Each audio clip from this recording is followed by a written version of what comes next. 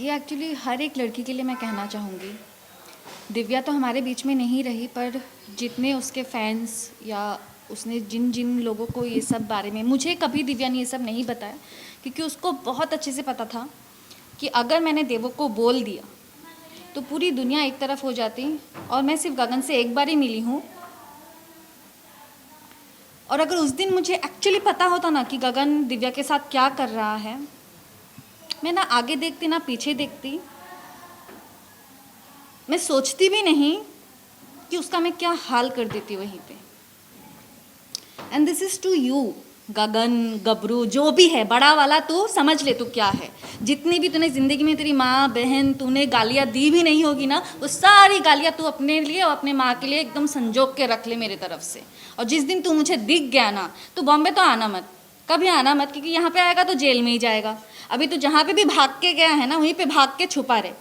और क्या बोलते हैं ना, ऊपर की लाठी जब मार पड़ती है ना, लाठी की आवाज़ नहीं होती है। तो मतलब दिल से अगर किसी को आज मैंने बद्दुआ दी है ना, वो तुझे दी है।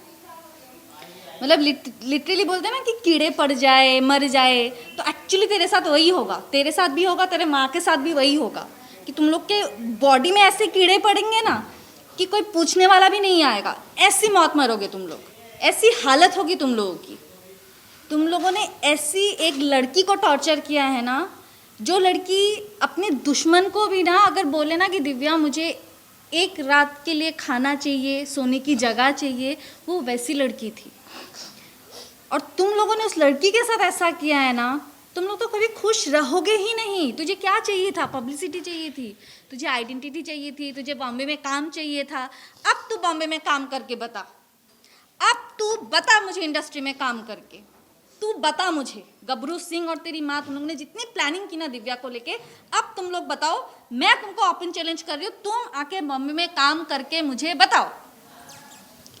So the thing is, of course legally चीज़ें जाने के लिए वी नीड लीगल हेल्प। वहाँ पे I know due to covid ये सब कुछ हुआ है, बट जो शुरुआत दिव्या करके गई थी, दिव्या को जब सबने कहा तो उसने जाके एनसी करवा दी थी। दैट मीन्स वो प्रिपेयर्ड हो रही थी इस चीज़ को लेके फ़ाइट करने के लिए। इस जो उसके साथ टॉर्चर हुआ है इतने सालों में, उसके अगेंस्ट वो जो स्टेप उठा के, क्योंकि मैं भी जब दिव्या से मिली, हम लोग बीच में बात नहीं कर रहे थे, काफ़ी साल बात नहीं हुई थी, because of this man only.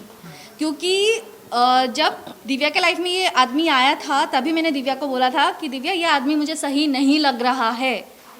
कुछ ही दिन के बाद मुझे पता चला कि वो एक रेपिस्ट है, उसके ऊपर एक रेप केस चल रहा है, जिसके लिए लास्ट ईयर भी वो जेल जाके आया है, 10 साल की सज़ा हो चुकी है, because of Divya and because of his some clients जो भी यहाँ पे थे इंडस्ट्री में, उनके आई गेस रिटन नोटिफिकेशंस के वजह से, लेटर के वजह से उसको बेल मिल गई है उस टाइम पे। बट तभी मैंने दिव्या को बोला था कि Divya this is not right and you are not doing right. और उसके वजह से वो अपने पूरे घर वालों के अगेंस्ट हो गई थी। जबकि मैंने और मेरे ऐसे 2-3 फ्रेंड्स हैं जिन्होंने देखा है कि आंटी अंकल ने एक्चुअली दिव्या के लिए क्या किया है।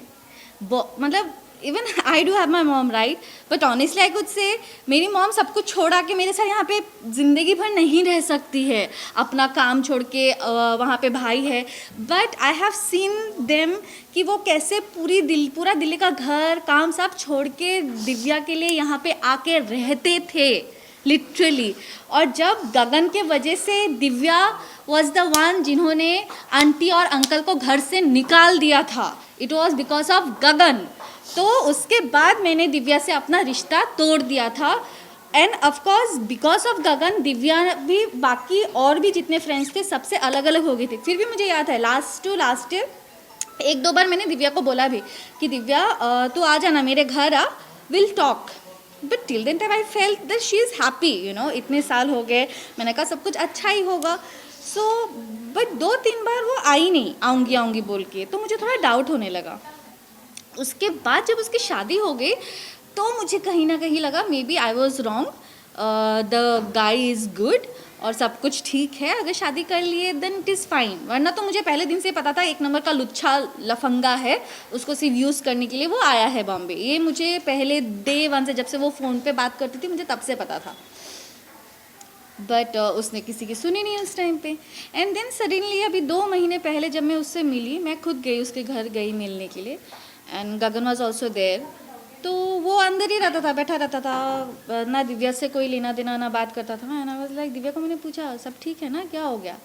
Then she started telling me कि ऐसा हुआ वैसा हुआ, ये हुआ वो हुआ। बट ये मारपीट वाली चैप्टर तभी भी उसने मुझे नहीं बताई। देन फिर उसने मुझे बोला कि हम दोनों का डिवोर्स होने वाला है, उसको डिवोर्स चाहिए। मैंने कहा अच्छा। But she pretended as if like she is very strong now.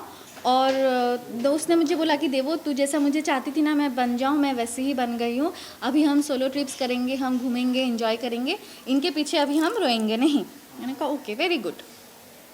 तो कुछ दिन के बाद गगन चला गया देहरादून, जहाँ पे भी घर है। अभी देहरादून गया है, कहाँ गया है मुझे नहीं पता। वो दिव्या को बोल के गया कि वो जा रहा है। उसके पहले भी बीच में उसकी मारपीट वगैरह हुई है। तो मैंने दिव्या को तभी बोला कि दिव्या तू NC करवा दे, तू कंप्लेन क्यों नहीं करती है, FIR क्यों नहीं करती है? शी वॉज लाइक मैं करूँगी। तभी उसको बीच में गगन की जो गर्लफ्रेंड्स हैं, so this is for you also girls, be careful. अगर आपको दूसरी दिव्या तीसरी दिव्या बनना है, शौक से बनिए। बट अगर आपको ये एडवाइस लग रहा है कि सही है आपके लिए और आपके घर वालों के लिए, तो आप लोग पहले से ही अभी एक FIR करके उसके नाम पे रख दीजिए। सो उसके बाद दिव्या को मैं बीच में मिली तो उसने बोला मैंने NC करवा दी है। मैंने कहा वेरी गुड, क्योंकि वो बीच में करवा चौथ के दिन आया था तो उस दिन भी मारपीट करके गया है, करवा चौथ के दिन भी। और बीच में तो वो उसका गोल्ड वोल्ड ये सब लेके तो भाग ही चुका था। फिर उस दिन मार के गया, उसके बाद उसने NC करवाया। उसके बाद शायद वो आया नहीं है दिव्या से मिलने के लिए, या तो फिर बीच में आया भी होगा तो मुझे पता नहीं। बट लास्ट अभी जब मैं उससे मिलने गई थी तब उसके पैरों में मैंने बड़े बड़े निशान देखे। एंड मैंने उसको पूछा कि ये क्या है, ये कहाँ से लग गया? तब भी उस लड़की ने मुझे एक बार नहीं बोला कि ये गगन ने मारा है करके। उसने मुझे बोला कि लाइट शूट पे लग गया। बट आई अंडरस्टूड कि गगन ने मारा है। उसके बाद जब मैं घर पे आई देन शी टोल्ड मी कि करवा चौथ के दिन वो आया था और उस दिन मुझे मार के गया है। सो दिव्या माई जो मुझे लग रहा है, she is a very soft and pure soul. मतलब वो बस अपने पॉइंट को कहीं ना कहीं, बिकॉज शी नोज़ कि पूरी दुनिया ने उसको समझाया था और वो अकेले उस इंसान के साथ खड़ी थी। अगर उस टाइम पे दिव्या उस कमीने के साथ खड़ी नहीं होती ना तो अभी तक वो जेल पे सड़ रहा होता। प्रेयर सर्विस थी दिव्या की। हम सब उसी में आए थे एक्चुअली, उसकी मम्मा और भाई को सपोर्ट करने। एंड दिव्या बहुत अच्छी लड़की थी Divya. It was all of a sudden, we don't know अचानक से क्या हो गया। She was not keeping well, उसकी हेल्थ भी ख़राब थी और कोविड की वजह से everything just come to a toss. लेकिन स्ट्रेस्ड भी बहुत थी वो अपनी पर्सनल लाइफ की वजह से। But I am very sure कि अब वो जहाँ है बहुत ही, she is happy now and I really wish may her soul rest in peace and all my condolences to her family, उसके मम्मा और भाई को। काश हम उसे संभाल पाते। वो बहुत कुछ डिजर्व करती थी। हमारा बॉन्ड इतना स्ट्रॉन्ग था। हम साथ में एक मेकअप रूम में, मैं, नेहा, दिव्या, हम तीनों ने बहुत अच्छे पल साथ में बिताए हैं और मुझे विश्वास नहीं हो रहा उसकी कमी कोई पूरी नहीं कर सकता। वैसे लोग होते ही नहीं है। वो इतनी ज़्यादा बबली, चेयरफुल, हेल्पफुल लड़की थी, super talented actress. She deserve to live a long and happy life. कितने टाइम से अभी मिलना हो पाया था? कुछ बातें हुई कभी? कुछ अभी रिसेंट कब मिली थी? मैं उसकी बर्थडे पे मैंने उससे बात की है। मिलना नहीं हो पाया लॉकडाउन की वजह से, मैं मुंबई में नहीं थी। पर बर्थडे पे भी जब बात हुई है ना, खुश नहीं थी और वो कहीं ना कहीं बहुत ज़्यादा इमोशनली वीक थी और शायद इसी वजह से जो कोविड की बैटल जो यंगस्टर्स जनरली जीत जाते हैं वो जीत नहीं पाए। She was emotionally stronger. Yeah Divya was like sister to me. और इस इंडस्ट्री में मुझे शायद वही एक थी जो मुझे सपोर्ट कर रही थी और मुझे इस इंडस्ट्री में लाने वाली दिव्या है, मुझे मुंबई में लाने वाली दिव्या है। तो अभी कुछ दिन पहले मेरी बात हुई थी, डोंट बिलीव कि आज शी इज़ नो मोर। भगवान उसकी आत्मा को शांति दे, बस यही कहूँगा। I can't find a friend like her.